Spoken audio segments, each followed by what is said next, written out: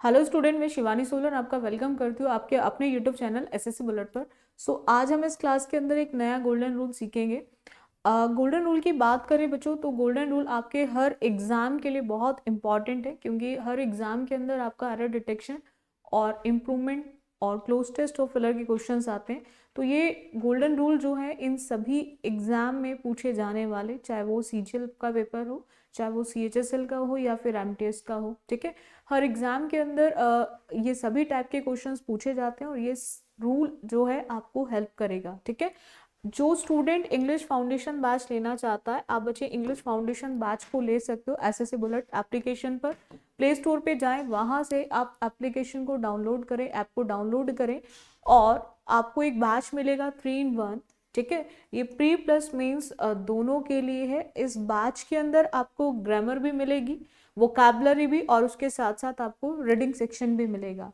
अगर मैं बैच की वैलिडिटी की बात करूं तो बैच की जो वैलिडिटी है वो 1 year है, ठीक है। और अगर आप बच्चे तैयारी कर चुके हैं और आप प्रैक्टिस करना चाहते हैं तो आप बच्चे प्रैक्टिस के लिए मॉक टेस्ट के सीरीज भी लगा सकते हैं।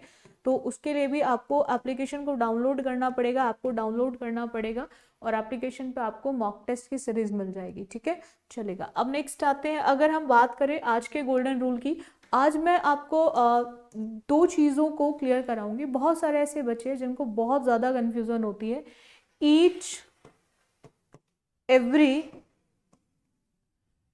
नाइदर और आइदर को लेकर।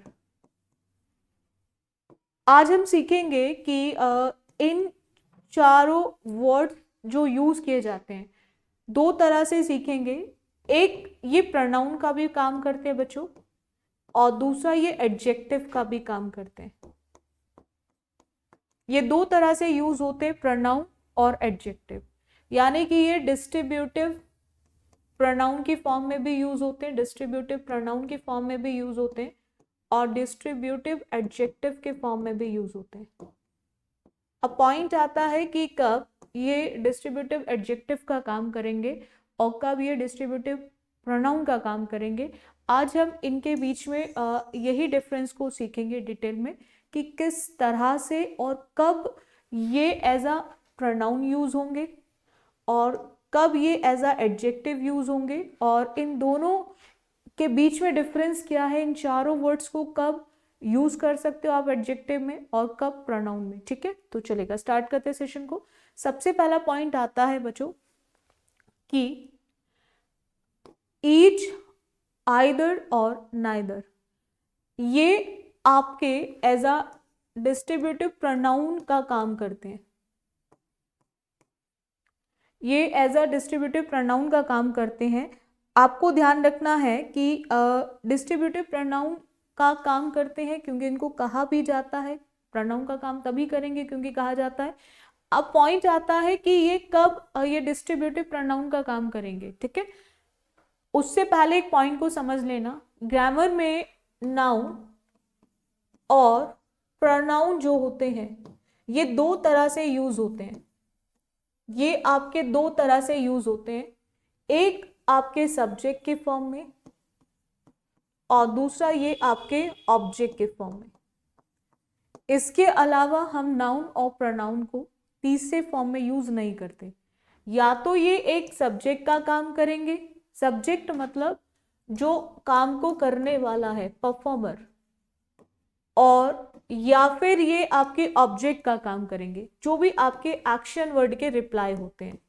रिप्लाई जो होते हैं एक्शन वर्ड के, उनको हम ऑब्जेक्ट कहते हैं। चाहे वो आपके क्या का जवाब हो, क्या वो किसे का जवाब हो, व्हाट और हुम का जो जवाब होता है उसको आप ऑब्जेक्ट बोलते हैं, ठीक है। तो अ पॉइंट आता है कि ये जब प्रोनाउन का काम करते हैं तो कब ये प्रोनाउन का काम करेंगे और किस तरह से प्रोनाउन का काम करेंगे। उससे आप पहले एक पॉइंट को समझ लेना कि ईच, आइदर और जो ये नाइदर होता है, हम इनको डिस्ट्रीब्यूटिव प्रोनाउन कहा जाता है। इनको डिस्ट्रीब्यूटिव प्रोनाउन कहा जाता है। देखो फॉर एग्जाम्पल, इस पे क्वेश्चन भी बहुत एग्जाम में पूछा जाता है। जैसे मैंने आपसे बोला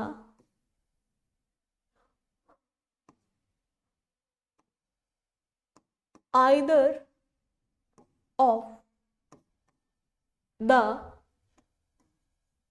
two girls, ठीक है, either of the two girls is present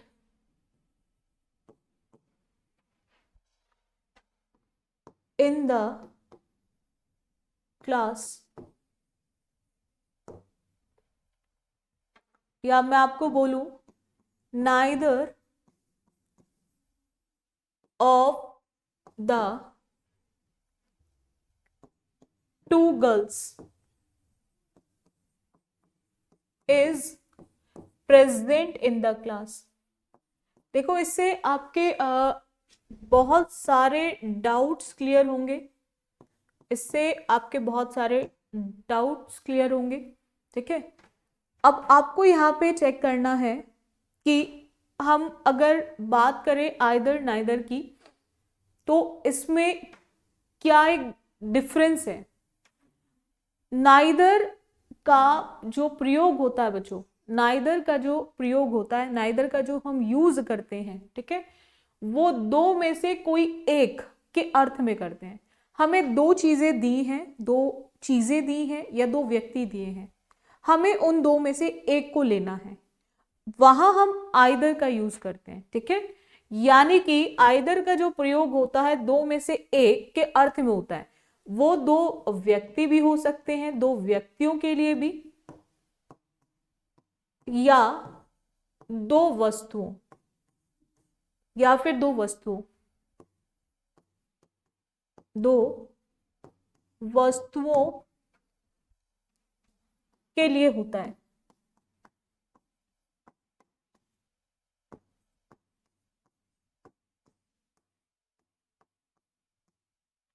इतना पॉइंट क्लियर है। आइदर एक पॉजिटिव वर्ड है, आइदर आपका एक पॉजिटिव वर्ड है बच्चों, ठीक है। तो दो व्यक्ति दिए हो आपको, चाहे दो गर्ल्स दिए हो, दो पेन दिए हो, दो पेंसिल दिए हैं, आपको दो में से एक को चूज करना है, ठीक है। तो दो में से एक के अर्थ में आप यूज करते हैं आइदर। और अगर मैं बात करूं नाइदर की, तो नाइदर का जो यूज होता है बच्चों,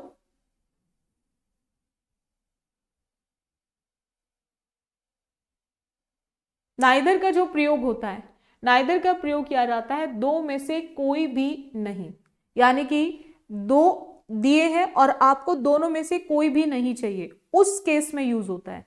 अब वो चाहे दो व्यक्तियों की बात करो, आप दो व्यक्तियों की बात करो या दो वस्तुओं की बात करो, दो व्यक्तियों की बात करो या फिर दो वस्तुओं की बात करो, ठीक है, उस केस में आप इसको यूज करते हैं। इतना क्लियर हो गया। दो व्यक्ति भी हो सकते हैं और दो वस्तुएं भी हो सकती हैं।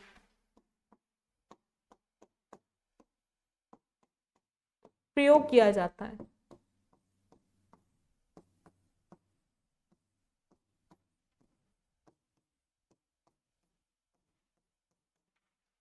बोलो इतना क्लियर है। यानी कि नाइदर जो है आपका कैसा वर्ड है बच्चों, नेगेटिव वर्ड। कैसा वर्ड है, नेगेटिव वर्ड, ठीक है। नाइदर कैसा वर्ड है आपका, नेगेटिव वर्ड है।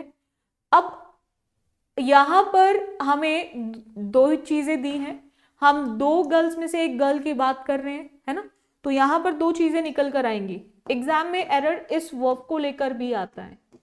अब तो यहां से कॉन्सेप्ट आपको बिल्कुल अच्छे से क्लियर हो जाएगा, कभी भी आप भूल नहीं सकते कि आपको दो गर्ल्स में से एक गर्ल की बात कर रहे हो जो प्रेजेंट है क्लास में से, दो में से एक, तो प्रेजेंट तो एक ही है ना, दो तो नहीं है ना। तो इसीलिए हमें यहाँ पर आइदर को देखकर हमें वर्ब हमेशा कैसे यूज करनी होती है, सिंगुलर। कैसे यूज करनी होती है, सिंगुलर, ठीक है।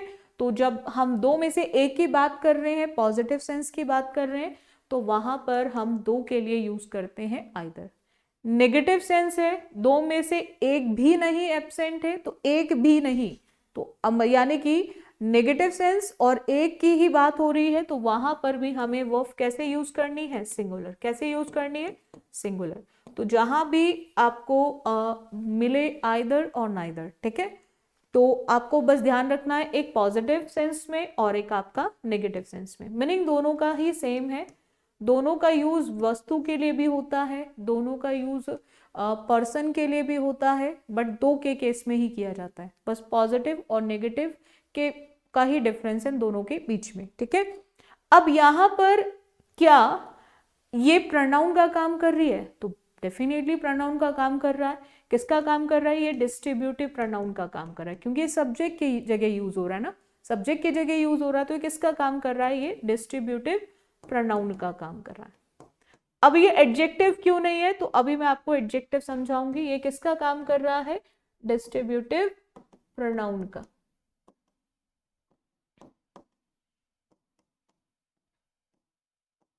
इतना क्लियर है? अब देखो नेक्स्ट आते हैं, नेक्स्ट पॉइंट की बात करें, ईच, एवरी, आइदर और नाइदर, ये आपके डिस्ट्रीब्यूटिव एडजेक्टिव का भी काम करते हैं और इनको कहा जाता है डिस्ट्रीब्यूटिव एडजेक्टिव कहा जाता है। आपने एक डिफरेंस जरूर समझना है इसके अंदर कि एवरी प्रोनाउन नहीं है, एवरी प्रोनाउन नहीं है, एवरी सिर्फ डिस्ट्रीब्यूटिव एडजेक्टिव है, ठीक है। वो कभी भी एवरी प्रोनाउन का काम नहीं करता। ईच की मैं बात करूं तो ईच आपके प्रोनाउन और एडजेक्टिव दोनों का काम करता है, ये प्रोनाउन का भी काम करता है और एडजेक्टिव का भी, लेकिन एवरी सिर्फ और सिर्फ आपका क्या है? एडजेक्टिव। एवरी सिर्फ क्या है? आपका एडजेक्टिव, ये प्रोनाउन का काम नहीं करता, ठीक है। अब देखो यहाँ पे एग्जाम्पल समझ लेना। एडजेक्टिव का मतलब किससे होता है बच्चों? एडजेक्टिव का मतलब होता है एक ऐसा शब्द जो किसी भी नाउन और प्रोनाउन को क्वालिफाई करे, एक ऐसा शब्द जो किसी भी नाउन और प्रोनाउन को क्वालिफाई करे। क्वालिफाई मतलब वो उसकी क्वालिटी के बारे में बताए, क्वालिफाई मतलब उसकी क्वालिटी के बारे में बताए, वो क्वालिटी चाहे गुड हो या फिर आपकी बैड हो, ठीक है। और ये नाउन से पहले यूज होता है, नाउन से पहले, नाउन से पहले, है ना।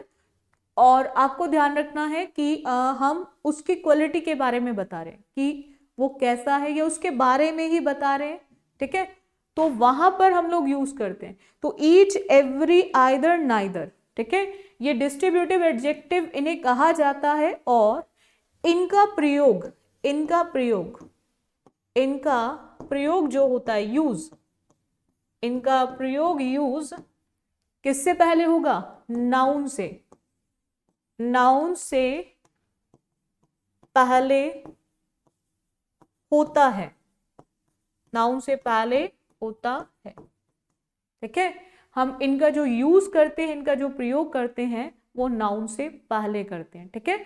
तो उस केस में ये किसका काम करते हैं? एडजेक्टिव का। देखो फॉर एग्जाम्पल, अगर मैं यहां पे बात करूं बच्चों, यहां पे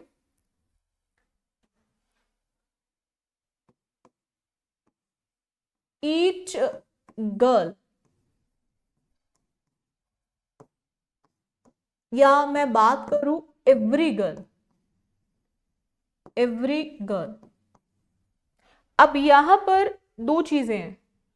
अगर मैं यहां पे गर्ल लिख दूं या फिर बॉय लिख दूं, कुछ भी लिख दूं, तो बॉय और ये गर्ल, ये क्या है? हमारे नाउन, क्या है? हमारे नाउन। और ये एवरी और ईच किसके बारे में बता रहे हैं? नाउन के बारे में। तो इसीलिए हम इसको क्या बोलेंगे? एडजेक्टिव। क्या बोलेंगे बच्चों? इसको हम एडजेक्टिव बोलेंगे, क्योंकि जो भी शब्द आपके नाउन के बारे में बताता है उसको हम एडजेक्टिव बोलते हैं। और ये कौन सा एडजेक्टिव है? ये डिस्ट्रीब्यूटिव एडजेक्टिव है। कौन सा एडजेक्टिव है? ये डिस्ट्रीब्यूटिव एडजेक्टिव। पॉइंट समझ आ गया? Distributive adjective.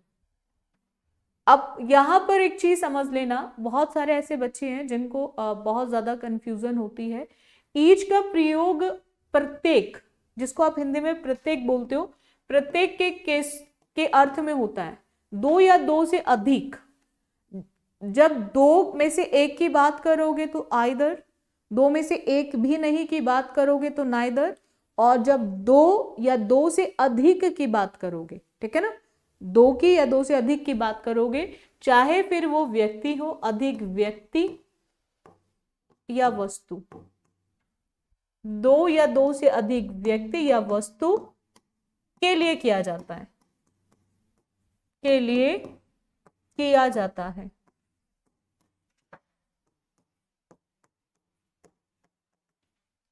पॉइंट समझ आ गया? तो हम ईच का यूज दो या दो से अधिक व्यक्तियों के लिए भी करते हैं, ठीक है, व्यक्तियों और वस्तुओं के लिए किया जाता है। सेम एवरी का भी केस आता है बच्चों, सेम एवरी का भी केस आता है। एवरी का भी प्रयोग प्रत्येक के सेंस में ही होता है, प्रत्येक के सेंस में ही किया जाता है, और इसका भी जो अर्थ होता है जब आप दो से अधिक की बात करते हो, है ना, इसका यूज जो होता है वो दो से अधिक के केस में किया जाता है। किस केस में किया जाता है? दो से अधिक के केस में किया जाता है। इतना क्लियर हो गया? डाउट है यहां तक किसी को? ठीक है, तो हम करेंगे एवरी का प्रयोग दो से अधिक के केस में, ठीक है। व्यक्ति, व्यक्तियों या वस्तुओं, वस्तुओं के लिए किया जाता है।